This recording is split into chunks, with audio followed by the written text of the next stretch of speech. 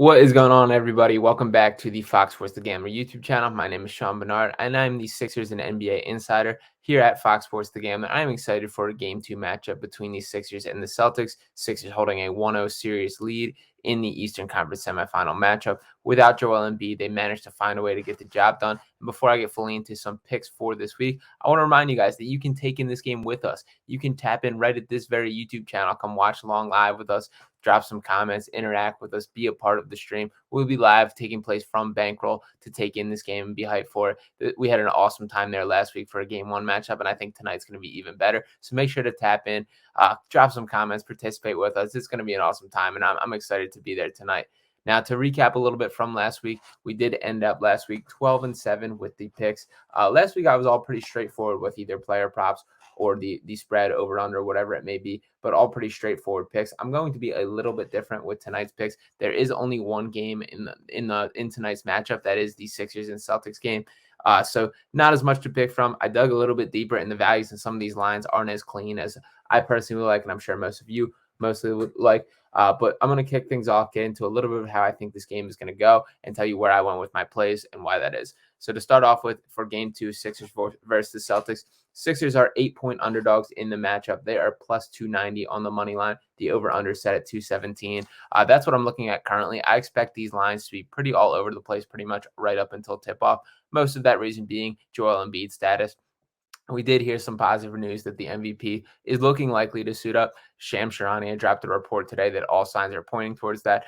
Joel was a little bit more coy with him in his MVP press conference, which is absolutely worth a watch if you guys want to get fired up or see a little bit of this guy's mindset. Very cool to see him open up on that stage. But when asked about his status for tonight, he pretty much just said it's a possibility. We're going to see. He wants to be out there, but he's still going to go and talk through some doctors. So it could be some gamesmanship. Who knows? But my biggest point here is the Sixers are smelling blood, and if they believe that Joel can play, he's going to do it. Going up 1-0, if they can find a way to win this game, go up 2-0, heading back to Philadelphia, they put themselves in as great a place as possible. Now, with that being said, this game is pretty much a must-win game for the Celtics. You can't let that happen. You can't be going down 0-2 to head to your opponent's stadium. And even if this is a loss for the Sixers, you still got the job done. You still stole back home court. This is a best-of-5 series where you took home court back by winning a game on their floor. So it is a little bit of a interesting mindset-wise game where things are at it, and I think both teams are going to play with some desperation. Both teams want to take full control, and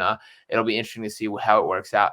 I do like the +8 number. I did not put the spread pick in here just because, like I said, I think this number is going to be pretty much all over the place right until tip-off, so I didn't think it was fair to include it. I did lock it in as +8, and the biggest reason for that is not even how good the 76ers team has looked, which they absolutely have, but it's how vulnerable this Boston Celtics team are. It isn't just the perception from the Celtics team following last game was that they just are going to be better, that they didn't play well, and that really was not the case. I mean, they shot the lights out in that matchup. They could not miss, especially in the first half when they were shooting over 70% from the floor. They kept that up just about through the entire matchup, and they still were not able to put the Sixers team away. And in addition to that, there's some schematic holes that this team is just showing face. The pick and roll is so vulnerable, and if Joel Embiid is returning and capable of it, a James Harden and Joel Embiid pick and roll is the best pick and roll duo across the entire NBA, so they can hammer that. And that's an issue that I don't see a simple schematic change shifting for the Celtics. More of it is personnel. Al Horford is looking old. Robert Williams is a guy that can be exposed on the perimeter, as terrific as he is as a rim protector, and a guy that I really like as a player. There's some issues with the Celtics team. Joe Mazzulla has struggled to adjust, and I think there's going to be more of the same of that. With that being said, I do think I expect some changes. I think James Harden is still going to be more or less the engine of this Sixers offense. Even if Joel suits up, more of his impact is going to be felt on the defensive end. For the early part of that game one matchup between the Sixers and Celtics, it was straight up layup lines down the Sixers end that they were killing the Sixers on back cuts, on open layups. That's where Joel Embiid is going to come into play. Just being in the paint and being a presence there is going to change that area of the game and increase the Sixers' chances in a major way. I don't think we're going to see Joel at 100%. It's being talked about like this LCL injury is more of a grade 2 issue, which typically takes weeks to heal. But even an 80% Joel Embiid, and that could even be generous giving him that, is still a guy that's going to make a positive impact. But like I said, I think that's going to come on the defensive end. I do think James Harden is going to continue running the show offensively. The Celtics played him straight up one-on-one for way more of game one than I expected. They truly tested him that they did not think he had that left in the tank, that version of Houston Harden, and he responded by that with flying colors. I mean, his total stats on the game, he ended with 45 points, 6 assists, shot 17 of 30 from the field, 7 of 14 from three. And his game winner, essentially, I know there was a little more that went on after this, but essentially the game winner, which he hit over Al Horford, there's just no stopping that. That was a very good contest from Al Horford. That's a very good defense in this situation, and it did not matter. James Harden hit that. He was that guy in game one. I don't know if we're in for that version of James Harden exactly, but he proved that he does have that in the tank. And where I think the ebbs and flows of this series and where the adjustments come in is I think Mazzulla is going to blitz him a little more. He's not going to let him get those isolation opportunities, and that could turn Harden into more of a playmaker. So I expect more of a three-point barrage from the Sixers team, not just in the step-back James Harden fashion, but I expect these role players to get some opportunities. Georges Niang, who remains in the rotation, I expect him to get some looks. PJ Tucker is a guy that I expect to at least be more involved offensively. D'Anthony Mountain was awesome, banged home 5 threes right in the early minutes of the game one matchup. Tyrese Maxey can feed off this. Tobias Harris. So there's a lot to look around, and I think Harden's going to be involved more as a playmaker than he was in game one with just the 6 assists. And this is not a knock on how he played in game one. The Sixers needed that scoring ability, and he delivered. Now to get into a couple of my picks, and I gave you a little of the reasoning for how I see the game going, and here's where I see these fit into these. Number one, I'm starting out with James Harden over 29.5 points and assists. That's at minus 115. That is my favorite play of the day. That is crazy low to me. Crazy low to me in terms of value.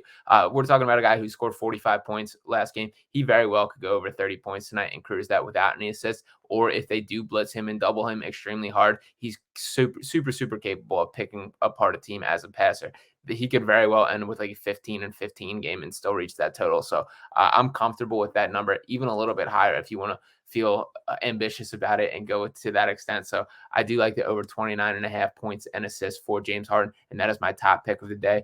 Building off that, I also am dropping a little bit on the James Harden double-double. That line is at plus 185. That's surprising to me. His assist total has dropped to around 8.5, and oftentimes I'm seeing it at plus 100 value. This is a guy who led the NBA in assists this year. He cruised past 10 assists on a near nightly basis, and I think there's going to be more of that. I know the game slows down. I know the pace slows down, but I think the Celtics are going to force him to beat him with his passing, and James Harden's going to have no problem doing that. So asking him to get 10 assists is not a tall ask for a guy who's one of the best passers in this entire sport of basketball. So I like that at plus 185 value, and those are the two that I'm locking in for James Harden. Next up, I have Joel Embiid over 1.5 steals and blocks. This one is at minus 175, which I know is a steep price there. But like I said, this is where I see him being involved the most, is on the defensive side of things. The Celtics had such an easy access to the rim finishing, and I think Embiid is the eraser to all of that. Whether it is just him changing shots, contesting shots, he could very well block 3 shots and cruise over that, block 2 shots and cruise over that, or pick a couple passing lanes, which he's also very capable of. On the season, average 1.7 blocks, 1.1 steals per game. This is well within his range, and it is minus 175 for a reason. But either way, I'm still rocking with that, and I think that's a very safe play there. This one, maybe not as safe as the value might indicate, but I am taking PJ Tucker for over 0.5 3-pointers made at minus 155. I mean, PJ Tucker, the hound dog that he is, 37 minutes and 0 shot attempts in game one. But you know what? They needed every bit of what he brought. We saw the clips of him going at B-Ball Paul on the bench, him inspiring and yelling at B-Ball Paul to man up and play like the player the Sixers needed him to be, and B-Ball Paul answered. So I like PJ Tucker to get a little bit more involved offensively today. This fits right into what I'm saying about the Celtics blitzing off and bringing more attention to Harden. These are going to provide the open looks. PJ Tucker is going to be the number one guy that they sag off of. I also like dabbling a little bit on the over 1.5 threes. For all the complaints about PJ Tucker this year, and that 1.5 threes, I've seen as high as plus 200 and plus 300. So keep an eye on that, and I do think that is worth taking. PJ Tucker is a guy who steps up in big games. This is absolutely a big game, and I expect him to get the job done. Even if Joel returns, and once again, all these plays are, I feel, with or without Joel. I like these either way. But with PJ Tucker especially, the spacing is going to be there, and they're absolutely going to be sagging off him if Joel is there. If he's not, they're going to be throwing a blitz at Harden and bringing double, and I still expect him to get overlooks. And it has not been an issue of efficiency with PJ Tucker this season. On the year, he shot 39.3% from three. He did not shoot the ball well in round one, just 3 of 15 from beyond the three-point arc, which is 20% there. But I'm kind of that percentage, especially with three-pointers. I feel this way. Some of it is the ebbs and flows of analytics that it almost makes me feel better that it's due to bounce back. And like I said, he's a big-time player. He steps up in big-time games. I think he's going to hit a big-time three-pointer tonight, and I feel comfortable about dropping this line. Last up, and once again, this is a little bit different, but this does make up for the payout. Combining two here, I have James Harden over 35 points and assists, and PJ Tucker 1+ three-pointers made. You can get that at plus 390 value. I love that bet. That's your do your job parlay and the old Rockets of old parlay there. So I'm gonna have to play around with how to score these exactly when I come back for this next episode. But I feel good about all 5 of these plays. And looking at last week's total, I believe I mentioned this, but we went 12-7 last week. I want to build off that momentum, prove it. And as I mentioned, I do feel good about the Sixers covering the spread. I don't think this Celtics team is as good as they made it out to be, but they are going to be playing out of desperation. So I feel confident about that number all the way up to +8, even a little bit lower. If you want to get in the +7, +6.5, maybe I start to get a little iffy around there. If you locked in at +10 or +10.5, as it was out before the updated Joel news, props to you. And I think that was a great decision. But yeah, as far as my plays overall, I'm rocking with the James Harden double-double, James Harden over 29.5 points and assists, Joel Embiid over 1.5 steals and blocks, PJ Tucker over 0.5 three-pointers made, and then the parlay of James Harden 35+ points and assists and PJ Tucker 1+ made three. So once again, make sure to drop a like on this video, drop a subscribe on this channel, and please pop on and say what's up during our live stream at Bankroll today, where we'll be streaming the game, taking things in. Drop a comment, come participate, come hang out with us. Appreciate all you guys for watching, and I will talk with you next time.